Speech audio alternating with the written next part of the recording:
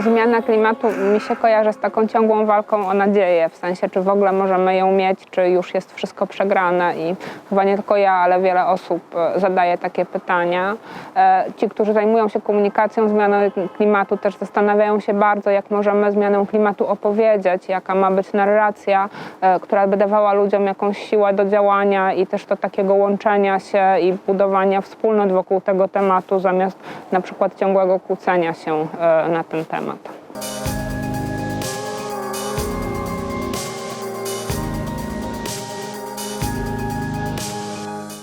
Kiedy zastanawiam się nad tym, skąd czerpać nadzieję, to najpierw biorę głęboki oddech i zastanawiam się, czy jestem dobrą adresatką do tego pytania, bo jestem osobą o dosyć pesymistycznej, jeśli nie fatalistycznej naturze. Ale myślę sobie, że może taki głos też jest potrzebny, żeby trochę ten terror przymusu nadziei przełamać, bo o nadziei jest często po prostu cholernie trudno i daje sobie też prawo do tego, żeby czasem jej nie szukać, żeby pobyć w tym stanie, w którym no właśnie nie widzę wyjścia, światełka w tunelu, wyjścia z sytuacji i przeczekać, dać sobie prawo do czekania na lepszy czas, na wiatr, co rozgoni. Jeśli więc myślę o pracy nad nadzieją, to pierwszym krokiem byłaby dla mnie cierpliwość, autocierpliwość i cierpliwość wobec świata. A jako redaktorka również z potrzebą nadziei po stronie czytelników i czytelniczek często się mierzę, dlatego że w piśmie za cel stawiamy sobie zawsze opisywanie rzeczywistości w taki sposób, żeby wyjść czytelnikom i czytelniczkom naprzeciw. To znaczy pokazywać rzeczywistość taką, jaką ona jest. No a ta rzeczywistość nadziei bardzo często nie daje. Skupiamy się raczej, zwłaszcza w reportażu, na tych miejscach, w których jest trudno, w których coś się nie udało, w których widzimy problem wymagający nazwania i bardzo często interwencji. A świat medialny niestety dzisiaj funkcjonuje tak, że bardzo wielu czytelników i czytelniczek, w tym ja sama też często w różnych sytuacjach jako odbiorczyni, chciałabym takiej instant odpowiedzi, szybkiej, gotowej na już, na wczoraj. Natomiast złożone, trudne problemy rzeczywistości, a jednym z takich problemów jest wyzwanie klimatyczne, bo już tutaj gryzę się w język i nie używam słowa katastrofa celowo, bo właśnie jednym z tych wyzwań w opowiadaniu o tym trudnym wycinku rzeczywistości jest to, by czytelników i czytelniczek nie przerażać, nie straszyć, a jednocześnie by odpowiedzieć na ich wątpliwości i też na ich strach, żeby go jakoś zaadresować. W związku z tym to, co dla mnie wydaje się ważne i tutaj szukam nadziei, to jest krok wstecz, to jest metapoziom, metaanaliza, spojrzenie na problem z bardzo wielu stron, z uwagą, rzetelna obróbka informacji, których autor czy autorka szuka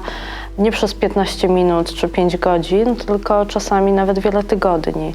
Wydaje mi się, że to jest też wyrazem szacunku dla czytelników i czytelniczek, że podchodzimy do nich na tyle poważnie, że mówimy im nie damy wam fast foodu, który co prawda daje obietnicę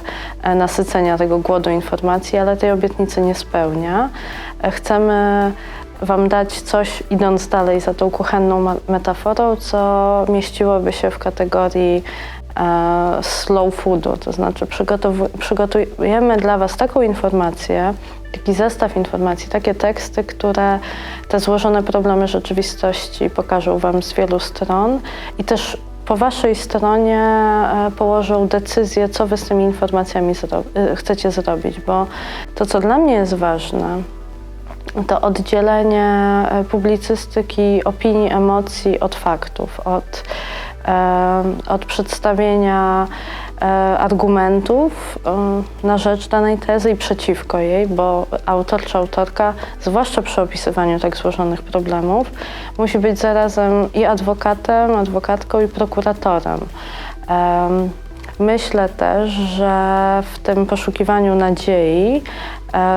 autor czy autorka jest równie samotny jak odbiorca i staje się jednym z tych wielu, którzy pytają, jak sobie z tymi wyzwaniami rzeczywistości poradzić. Nie jest mędrcem, który objaśnia i daje jedną właściwą odpowiedź. Tym, co dla mnie jest również istotne, o czym już wspomniałam, to ten element niestraszenia, bo mamy prawo się bać jako świadomi, uważni obywatele, obywatelki, mieszkańcy, współmieszkańcy Ziemi. Mamy prawo być przerażeni tym, co się z nią dzieje. Natomiast po naszej stronie, po dziennikarskiej stronie leży, tak mi się wydaje, tak widzę naszą misję, zatrzymanie tych emocji, wyjście im naprzeciw, ale nie włączanie się, nie podgrzewanie tej atmosfery lęku. Dlatego właśnie wyciszamy emocje i skupiamy się na faktach, poszukujemy odpowiedzi na pytania. Dostarczamy je w takiej formie, żeby czytelnik nie czuł się jeszcze bardziej sfrustrowany tym, że na świecie dzieje się źle, tylko żeby znalazł odpowiedź na pytanie, co ja, czytelniczka, czytelnik, czy odbiorca, widz mogę z tym kawałkiem rzeczywistości zrobić. Tym miejscem, w którym ja też szukam nadziei i często też zachęcam do tego autorów i autorki, którzy mierzą się z tak trudnym tematem jak zmiana klimatu. Miejscem, w którym poszukuję nadziei, do czego też zachęcam autorów i autorki, jest przeszłość. To spojrzenie wstecz dla mnie jest źródłem pocieszenia, ukojenia. I nie chodzi tu o takie proste, inni kiedyś mieli gorzej, tylko o konstatację, że inni ludzie przed nami również mierzyli się z bardzo wielkimi wyzwaniami, z ogromnymi problemami bardzo różnej natury i radzili sobie z nimi w taki a taki sposób i że my z tych sposobów bardzo często możemy skorzystać.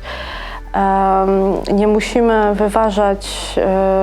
otwartych drzwi, możemy się zastanowić i też przypomnieć sobie o tym, o czym mówiłam na samym początku, czyli o cierpliwości i o pokorze. Kiedy myślę sobie jeszcze o poszukiwaniu nadziei, to oglądam się wstecz i też do tego zachęcam autorów i autorki, do zastanowienia się, do spojrzenia na przeszłe doświadczenia tych, którzy byli przed nami, i nie chodzi tutaj o takie proste, protekcjonalne, inni mieli gorzej, więc ja tu sobie nie będę marudzić, tylko o zastanowienie się, jak inni mierzyli się, jakich narzędzi używali, jak możemy zainspirować się ich doświadczeniem w naszej sytuacji tu i teraz, bo być może tam i wtedy pojawiły się już odpowiedzi, postawy, które możemy naśladować, czy nawet sposoby opowiadania, formy, z których możemy korzystać, bo jak mawiała moja babcia, nigdy nie jest tak, że nic nie można. I to moje babcine, zawsze można coś. To jest czasami takie we mnie samej tupnięcie małej dziewczynki, że to nie jest tak, że już żadnego kroku nie możemy zrobić. I to mi też bardzo przypomina to słynne, już trochę mam wrażenie nadużywane, ale jakże cenne przykazanie nadziei Rebeki Solnit, że ta nadzieja w mroku, nawet najczarniejszym, się pojawia i się pojawiała. Dlatego patrzmy na te momenty w przeszłości, kiedy ludzie, którzy tak jak my żyjemy dzisiaj na Ziemi, musieli sobie w jakiś sposób poradzić z tym, co trudne. I w tym patrzeniu wstecz jest też takie przypomnienie o pokorze i o cierpliwości, o tym, że wielkie problemy, wielkie wyzwania zasługują i wymagają też wielkich odpowiedzi, a te wielkie odpowiedzi muszą powstawać w skupieniu,